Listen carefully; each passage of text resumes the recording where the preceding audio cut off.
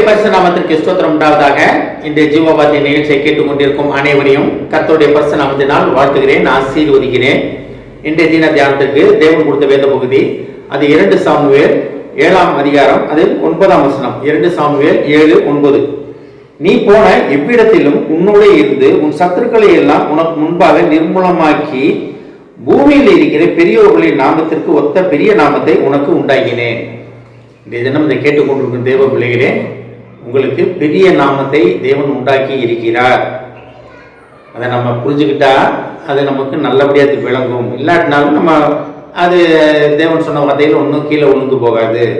ஆனால் தேவன் நம்ம தான் சொல்லுவதை புரிந்து கொள்வதற்காக நம்மளை அழைக்கிறார். இதை பாருங்க, நீ போன எவ்விடத்திலும் இருந்து உன் சத்துருக்களை எல்லாம் துரத்தி விரட்டி சத்துருக்களை எல்லாம் நிர்மூலமாக்கி.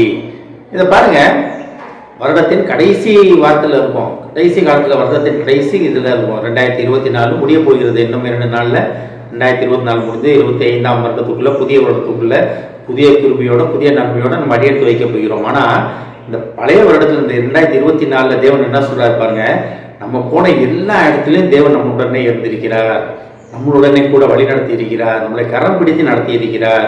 நம்மளை அநேக நோய்கள்லேருந்து, பிரச்சனைகள்லேருந்து, கடன் பிரச்சனைகள்லேருந்து, குடும்ப பிரச்சனைகள்லேருந்து, நம்ம சுற்றுப்புற வேலையிலேருந்து பிரச்சனைகள்லேருந்து, வேலை பார்க்கும் இடத்துல பிரச்சனைகள்லேருந்து, அநேக காரியங்கள்லேருந்து தேவன் நம்மளை வழிநடத்தி வந்திருக்கிறார். நிறைய நேரம் தேவனுடைய கிருபையை நம்ம புரிந்து கொள்வதில்லை.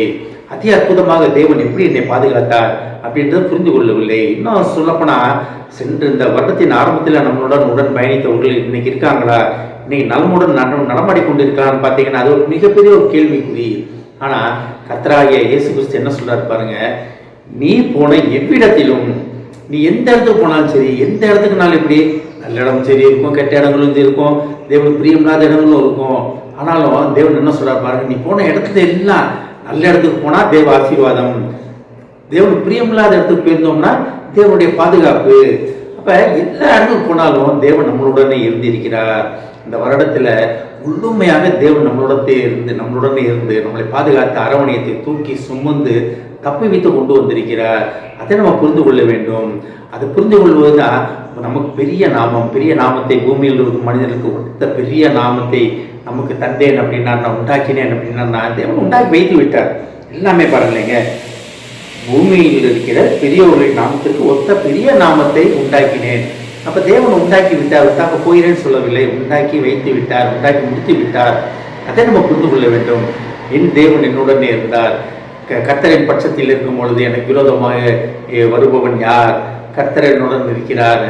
கர்த்தரிடத்தில் இருக்கும்போது நான் அதிகமாக அசைக்கப்படுவதில்லை.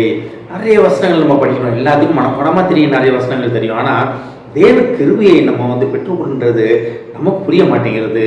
கிருபையாக இருந்தனால்தான், தேவ கிருபை நம்ம மேலே இருந்தனால்தான் இவ்வளோ நாள் நம்ம இத்தனை வருடங்கள் நம்ம இந்த 2024 வரைக்கும் நம்ம தாண்டி வந்திருக்கிறோம். ஒவ்வொருத்தவங்களுக்கும் ஒவ்வொரு வயசு இருக்கும். ஒருத்தங்க 7 வயதாக இருக்கும், ஒருத்தவங்களுக்கு முதிர் வயதாக இருக்கும். ஆனாலும் இந்த வருடத்தில் எத்தனையோ போராட்டங்கள், எவ்வளோ கஷ்டங்கள், இவ்வளோ உலகத்தில் இவ்வளோ காரியங்கள் நடந்துச்சு, இவ்வளோ வெள்ளம் நடந்துச்சு. சென்னையெல்லாம் பார்த்தீங்கன்னா, தமிழ்நாடுலாம் பார்த்தீங்கன்னா அந்த வருடத்தில் வெள்ளத்தில் மிதந்துச்சுன்னு தான் சொன்னோம். ஆனாலும் அதிலையும் தேவன் அதி அற்புதமாக நம்மளை பாதுகாத்து உடன் இருந்து, எந்த இடத்துக்குள்ள நம்ம இருந்தாலும் நம்மளுடன் உடன் இருந்து நம்மளை பாதுகாத்து அரவணைத்து கொண்டார். ஒருவேளை இதை கேட்டுக்கொண்ட தேவஜனமே, இந்த வருடத்தின் கடைசியில் தேவன் உங்களோட திருப்பி சொல்ற ஒரு காரியம் என்னன்னா பாருங்க, நீ போன இவ்விடத்திலும் உன்னுடனே இருந்து உன் சத்துருக்களை எல்லாம் உனக்கு முன்பாக நிர்மூலமாக்கி. அப்ப சத்ருனா எதிராக வரவே சத்ருன்னு சொல்ல முடியாது. அவன் எதிரின்னு சொல்லலாம், விரோதி தான் பின்னால் இப்போ சத்ருன்னு சொல்ல முடியும். அப்படிதான் கூடிய இருந்துக்கிட்டு நம்மளை குழிபறிப்பாங்க, கூடிய இருந்துக்கிட்டு நமக்கு நன்மை செய்கிறாப்லேயே இருக்கும். ஆனால் பண்ணுவது எல்லாமே நமக்கு எதிரான காரியங்களாக இருக்கும். ஆனாலும் அந்த போராட்டங்களிலிருந்து தேவன் நம்மளை பாதுகாத்து ஒரு பெரிய நாமத்தை உண்டாக்கி இருக்கிறார். இதை கேட்டுக்கொண்டு தேவ பிள்ளைகளே, இந்த வருடத்தின் கடைசியில் இருக்கும். இந்த வருடம் முழுவதும் நம்ம போன எல்லா இடத்துலையும் உடன் இருந்து நம்மளை வழிநடத்திய தேவனுக்கு நன்றி சொல்வதற்காக கர்த்தர் நம்மளை அழைக்கிறார். அழைத்தவர் உண்மை உள்ளவர். ஆமென். ஜெபிப்போம். எங்களை அதிகமான அன்பின் பரலோக பிதாவே, கர்த்தாவே, நாங்கள் சென்ற எல்லா இடத்திலும் இருந்து எங்களை பாதுகாத்து எங்கள் சத்துருக்களை நிர்மூலமாக்கி எங்களை பாதுகாத்து எங்கள் பெரிய நாமத்தை கட்டளையிட்டு உண்டாக்கினேன் என்று சொன்ன மகா கிருபைக்கா நன்றி ஆண்டவர். ஏஸ்தவனே, நாங்கள் சென்ற இடமெல்லாம் தெய்வீக பாதுகாப்புக்குள் நாங்கள் நடந்து வந்து உண்மை துதிக்க எங்களுக்கு கொடுத்த கிருபைக்கா நன்றி ஆண்டவரே. வருடத்தின் கடைசியில் இருக்கிறோம் ஆண்டவரே.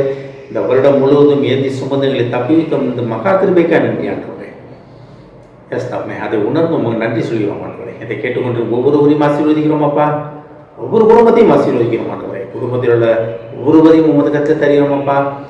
குடும்பத்தில் உள்ள ஒவ்வொருவருடன் இருந்து அவர்களுடன் இருந்து அவர்கள் பிரச்சனைகளை எல்லாம் தீர்த்து வைத்து அவர்கள் உடல்நல குறைவுகளை நீக்கி அவர் கடன் பிரச்சனைகள் இருந்தவர்களை பாதுகாத்து தகப்பனே, குடும்பத்தில் உள்ள போராட்ட சூழ்நிலைகள் அனைத்திலும் இருந்தவர்களை ஜெயம் கொள்ளும் வாழ்க்கை வாழ நீர் அழைத்து அவர்களை பாதுகாத்து கொண்டதற்கான நன்றி ஆண்டவரே. ஆசீர்வதிக்கணும் அப்பா. எஸ்வி மூலமாக கேட்கிற நல்ல பிதாவே, ஆமென். கர்த்தர் உங்களை ஆசீர்வதிப்பாராக.